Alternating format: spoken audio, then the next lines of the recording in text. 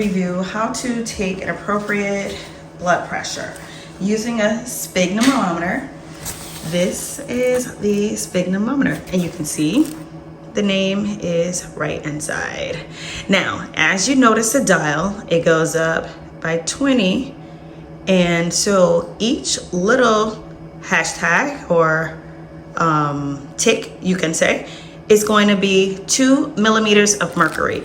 In here, it tells you your unit, which is millimeters of mercury. So in essence, whenever you are taking a manual blood pressure, you cannot have an odd number, because as you release the dial, it releases and each tick mark is 2 millimeters of mercury.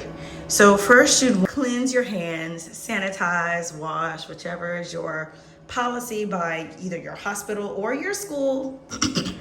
And you want to apply the cuff. You want to be sure to make sure you refer to your school's checkoff sheets to ensure that you follow the instructions by your school. But ultimately, you'd want to palpate for the brachial artery, and you'd want to essentially place this cuff. You can see here's where the artery mark is. So you'd want to place that 2 finger breaths above your antecubital fossa. Okay, so once you have and you can have relax your arm. And then I want to place my stethoscope in my ears. You want to make sure that they are going to be pointing forward. You want to place the stethoscope in the antecubital space. Now, as you can see, I have my thumb on top, but I have a stethoscope that does not matter because I don't have, say, a bell and a diaphragm side. Both my bell and diaphragm are on the inside of my stethoscope. So I can actually rest my thumb on top. If you have a stethoscope that has both a bell and a diaphragm, much like this one, you'd want to make sure you have you'd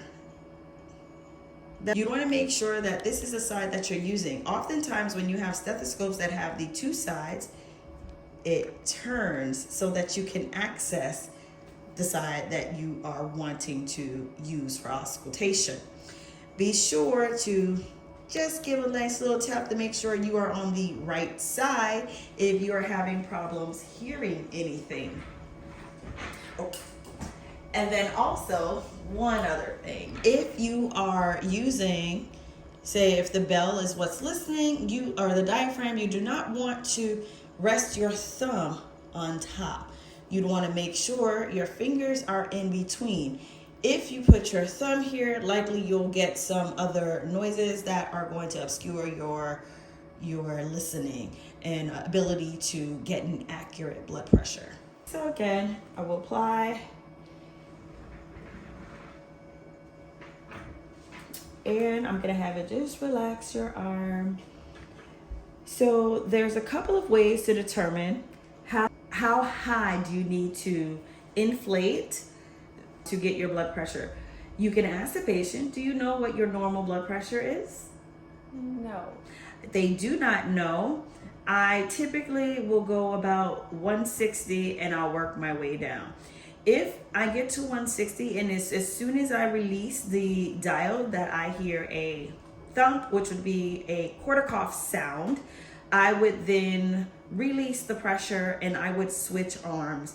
And then on my next inflation, I would inflate to either 180 or 200 millimeters of mercury. And you can just relax. So I'm gonna pump to 160 millimeters of mercury, and I went to 180 and slowly release my dial.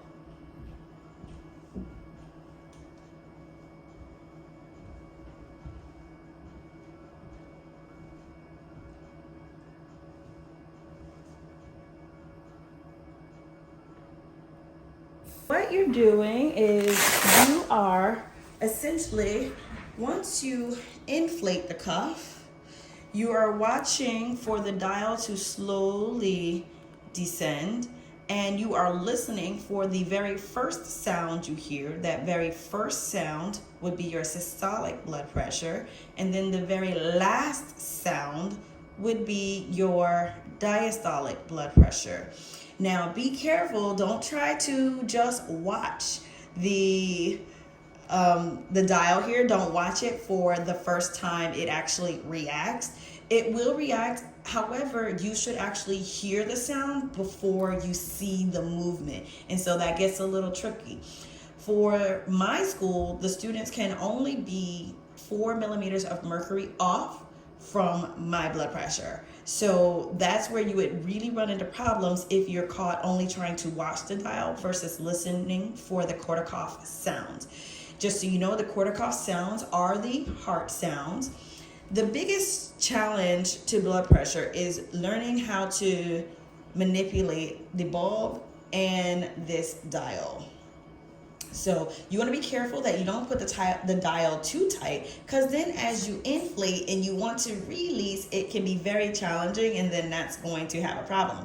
So you'd want to get really good at being able to inflate, lock it off, and release it nice and easily. And you'd want it to release nice and slowly so that you could see when it, or you could listen and see when you get the first Korotkoff sound for your systolic and the last Korotkoff sound for your diastolic blood pressure. Then you'd want to let the patient know what their blood pressure reading was, and then wash your hands, and if you doff your gloves. And that is how you take a manual blood pressure.